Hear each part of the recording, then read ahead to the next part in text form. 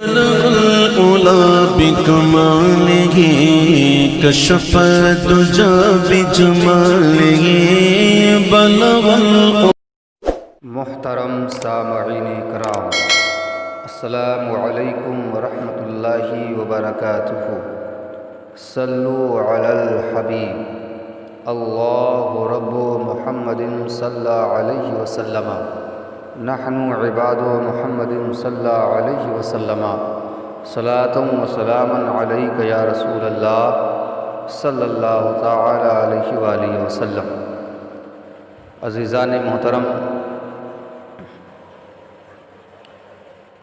آج کے اپنی اس گفتگو میں میں آپ حضرات کے سامنے ذکر الہی کی برکتیں کیا ہوتی ہیں اس تعلق سے بیان کرنے والا ہوں۔ لہٰذا آپ حضرات سے گزارش ہے کہ آپ حضرات اگر ذکر الہی کی برکتیں جاننا چاہتے ہیں کہ اللہ کے ذکر میں کتنی برکتیں ہیں، ذکر الہی میں کتنے فائدے ہیں، تو آپ حضرات ہماری اس گفتگو کو مکمل سماعت فرمائیں۔ انشاءاللہ العزیز کافی فائدہ آپ حضرات کو میسر آئے گا انشاءاللہ العزیز۔ ذکر الہی کی برکتیں میں آپ حضرات کے سامنے سلسلے وار ایک بعد دیگرے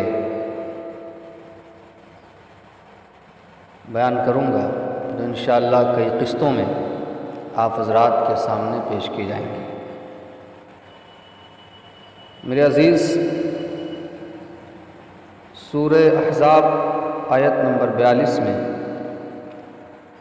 اللہ تبارک و تعالی ارشاد فرماتا ہے، یا ایھا الذین آمنوا اذکروا اللہ ذکرا کثیرا وسبحوہ بکرۃ واصیلا۔ سرکار اعلیٰ حضرت اس کا ترجمہ یوں بیان فرماتے ہیں، اے ایمان والو، اللہ کو بہت یاد کرو اور صبح و شام اس کی پاکی بولو۔ گویا کہ ہمارا پالنہار، ہمارا پروردگار، ہمارا رب بھی اپنے بندوں سے کہہ رہا ہے، وہ بھی ایمان والے بندوں سے، کہ اے ایمان والے بندوں، اپنے رب کو یاد کرو، اس کا ذکر کرو، اس کی پاکی بولو، اس کی پاکی کو بیان کرو۔ میرے عزیز، آئیے سب سے پہلے ہم لفظ ذکر کو سمجھتے ہیں کہ لفظ ذکر ہے کیا چیز۔ ذکر کے معنی ہیں یاد کرنا، یاد رکھنا اور چرچا کرنا وغیرہ۔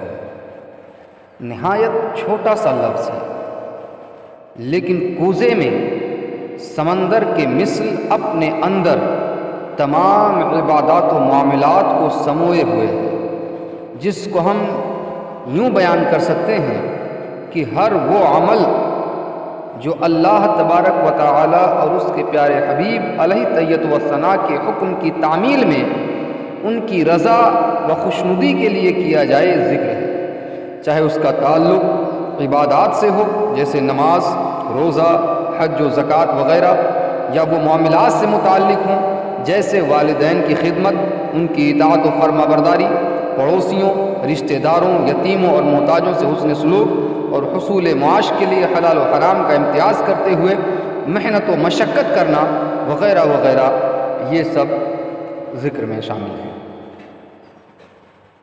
قرآن پاک میں خدائے وحدہ لا شریک نے متعدد مقامات پر اپنے محبوب صلی اللہ علیہ وسلم کو ذکر کرنے کا حکم دیا، جن میں سے چند آیات آپ حضرات کے سامنے میں بیان کرنے کی کوشش کر رہا ہوں، سماعت فرمائیں اور ان کو سننے کے بعد آپ حضرات بھی اپنے روز و شب کو ذکر الہی میں گزارنے کی کوشش کریں۔ سورہ اعراف آیت نمبر 205 میں اللہ رب العالمین ارشاد فرماتا ہے وَاذْكُرْ رَبَّكَ فِي نَفْسِكَ تَضَرُّعًا وَخِيفَةً وَدُونَ الْجَهْرِ مِنَ الْقَوْلِ بِالْغُدُوِّ وَالْآصَالِ وَلَا تَكُن مِّنَ الْغَافِلِينَ، اور یاد کرو اپنے رب کو اپنے دل میں عاجزی کرتے ہوئے اور ڈرتے ڈرتے اور غافلوں میں نہ ہونا۔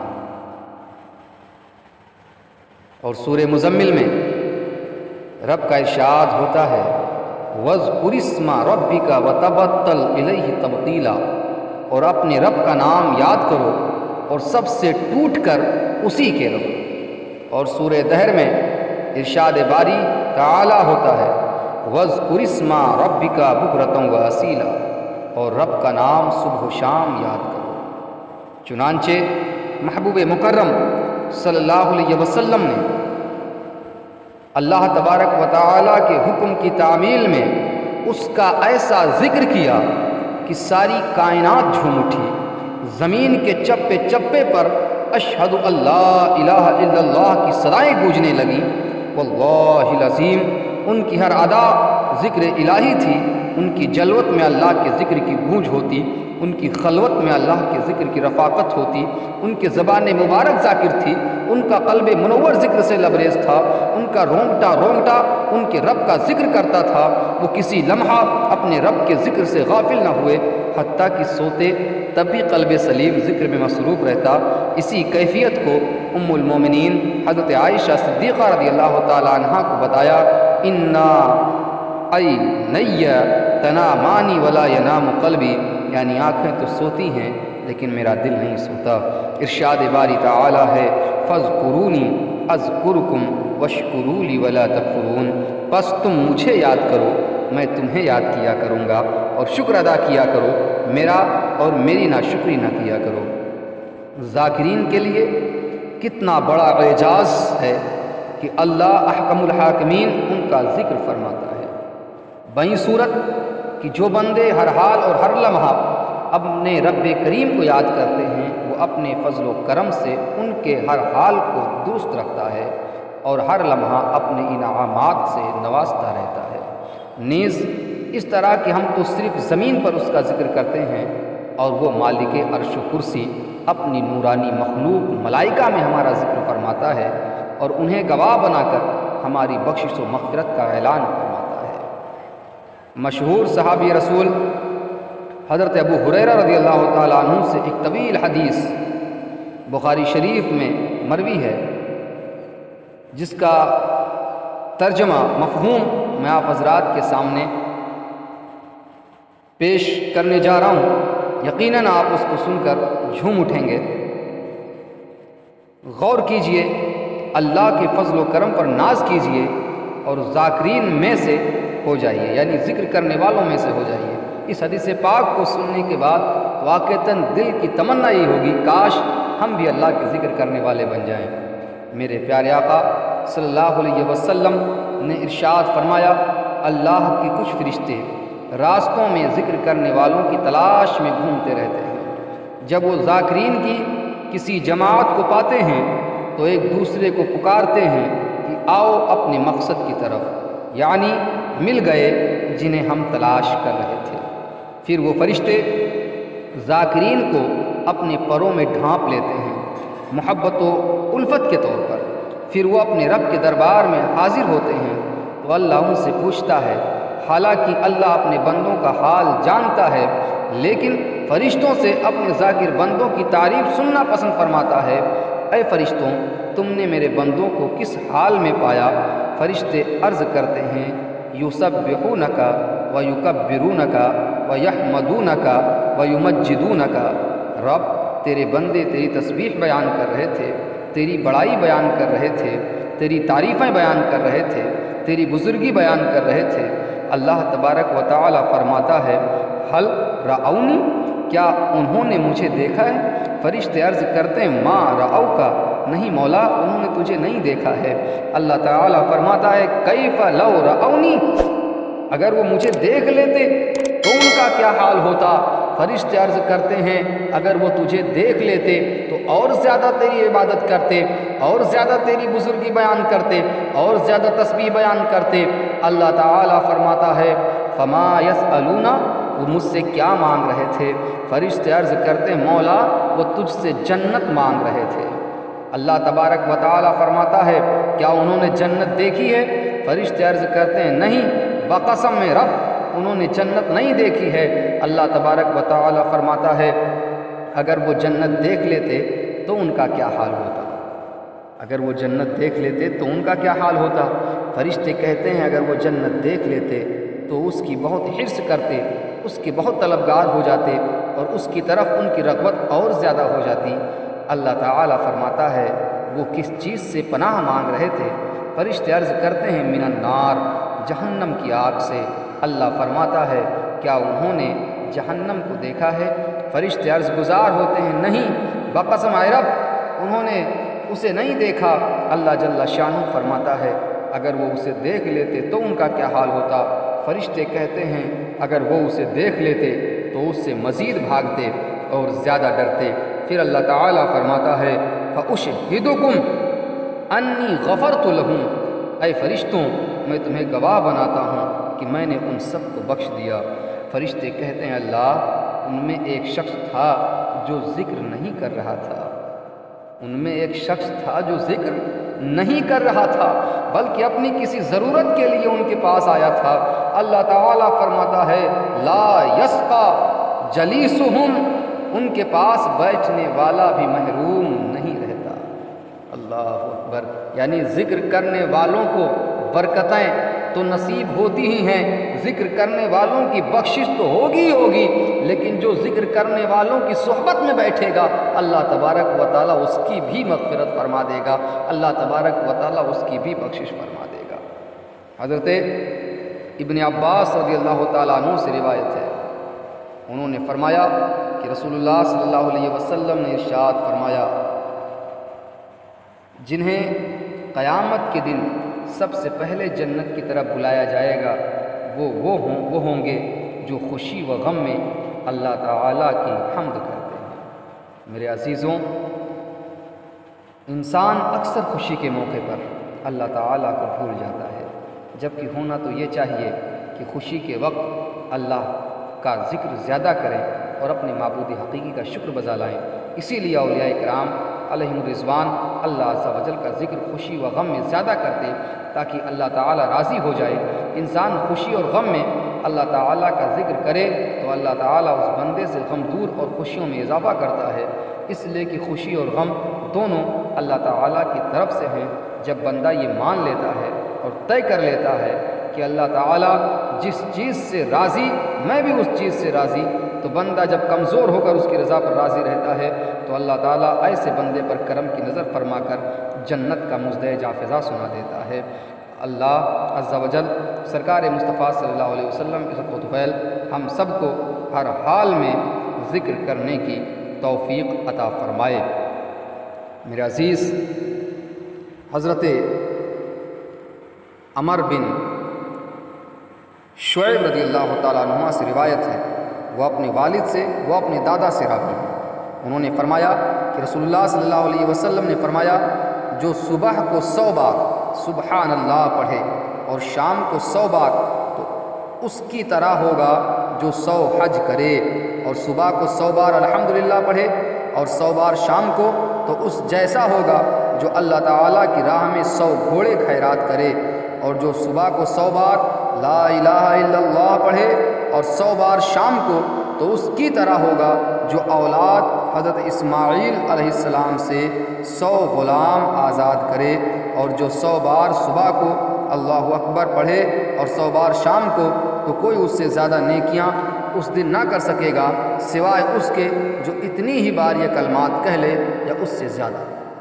میرے عزیزوں، 100 بار صبح 100 بار شام سبحان اللہ پڑھنے پر جو 100 حج کا مزدہ فضا سنایا گیا، اس کا مطلب یہ ہے کہ جو بندے مومن صبح سبحان اللہ اور شام میں 100 بار سبحان اللہ پڑھے تو اسے 100 نفلی حج کا ثواب ملے گا۔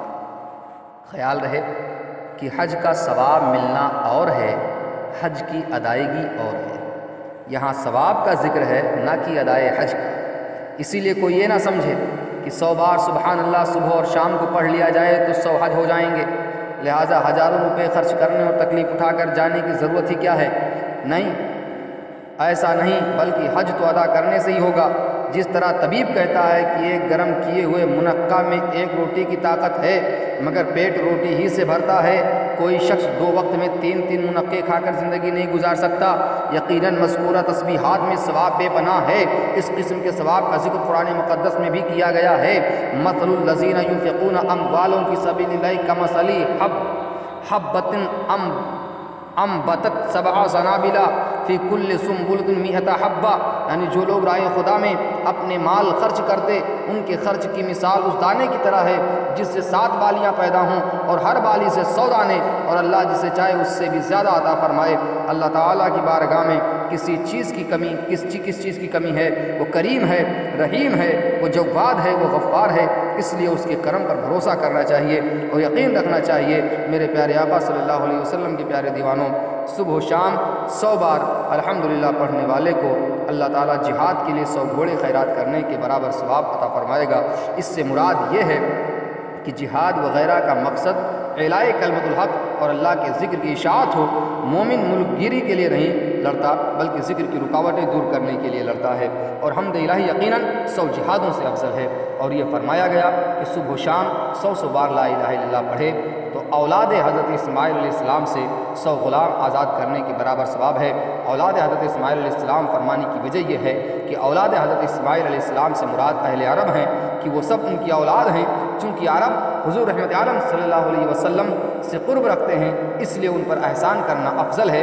میرے پیارے آقا صلی اللہ علیہ وسلم کے پیارے دیوانوں، تھوڑی سی قربانی سے اگر اتنا عظیم اجر ملتا ہے تو سستی نہیں کرنی چاہیے۔ اللہ تعالی ہم سب کو اپنے اوقات ذکر میں گزارنے کی توفیق نصیب فرمائے۔ میرے عزیز، ذکر وہ عظیم نعمت ہے، خدا کی قسم، کہ جسے میسر آ جاتی ہے پھر اسے دنیا اور ما فیہا کا خزانہ مل جاتا ہے۔ لہٰذا آپ حضرات کوشش کریں کہ اپنے روز و شب ذکر الہی میں گزاریں، اللہ کے ذکر میں بسر کریں۔ انشاءاللہ جب یہ ہم اپنی عادت بنا لیں گے تو پھر ہمیں نہ دنیا کی فکر ہوگی نہ آخرت کی فکر ہوگی۔ اللہ کی بارگاہ میں دعا ہے کہ اللہ تبارک و تعالیٰ ہمیں ان باتوں پر عمل کرنے کی توفیق عطا فرمائے۔ میرے عزیز، چلتے چلتے آخر میں آپ سے وہی گزارش کرنا چاہوں گا کہ آپ حضرات اگر ہمارے یوٹیوب چینل پر نئے ہیں تو ہمارے چینل کو سبسکرائب کر لیں، ویڈیو کو لائک کریں، شیئر کریں، تاکہ زیادہ سے زیادہ لوگوں تک ہماری باتیں پہنچ سکیں، اور کمنٹ کر کے ہمیں اپنی رائے ضرور دیں۔